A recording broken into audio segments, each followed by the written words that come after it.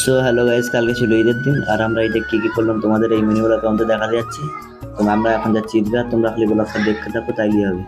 সবার প্রথমে আমরা চলে এলাম ঈদগাহে, তারপরে এখানে ক্যামেরা দেখতে পাচ্ছ, লোকজন অনেক লোকজন আছে। তারপরে এখানে তোমার আমি প্রথম দেখি ক্যামেরা করতে লেগেছিলাম, আরও লোক আসতে বাকি ছিল। তারপরে আমরা সেখান থেকে নামাজ ফামাজ পড়ে বেরিয়ে গেলাম। তারপরে এখানে যে আমরা কোরবানি করে বৈকালবেলা আমরা ধুলিয়ান পার্ক চলে গেলাম।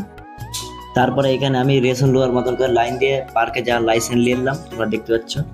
তারপরে আমি আর রাজন লোয়ারলাম, তোমাদেরকে লাইসেন্স দেখিয়ে দিলাম তোমাদেরকে লাইসেন্স। তারপরে পার্কে যাওয়ার জন্য আমরা এখানে লাইসেন্স জমা দিয়ে দিলাম, তোমরা দেখতে পাচ্ছ। তারপরে আমরা ভিতরে চলে গেলাম। তারপরে এখানে ভাই অনেক লোকজন, মানে আজকে ঈদের দিন ছিল তো, মানে তার জন্য অনেক লোকজন, এই যে দেখতে পাচ্ছ, মানে ঈদের প্রথম দিন অনেক লোক হয় এখানে এই ডুলিয়ান পার্কে। তোমাদেরকে আরো ক্লিপ দেখাচ্ছি। তারপরে এই ভাই ছবি তুলছে, তো মানে বুঝতে পারছে না কিভাবে ছবি তুলবো। তার ক্যামেরাম্যান তাকে ভালোভাবে বুঝিয়ে দেয় কি এভাবে থাকো, ছবি ভালো হবে। তারপরে এই ভাই এখানে ছবি তুলতে লাগলো, আমরা চলে গেলাম এখান থেকে। তারপরে এখানে বলছিল জাদু খেলা দেখাবে নাকি, মানে লাইসেন্স বানাতে হবে আর জাদু খেলা দেখতে হবে।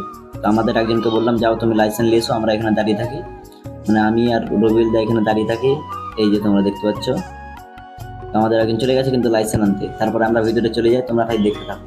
তারপরে ভাই জাদু খেলা নামে কলঙ্ক, বলো তো এগুলো জাদু খেলা? কি দেখাচ্ছে এগুলো জাদু খেলা? মানে আমাদের সাথে গাদ্দারি করে নিয়েছে, বলছে জাদু খেলা দেখাবে, তো এগুলো জাদু খেলা।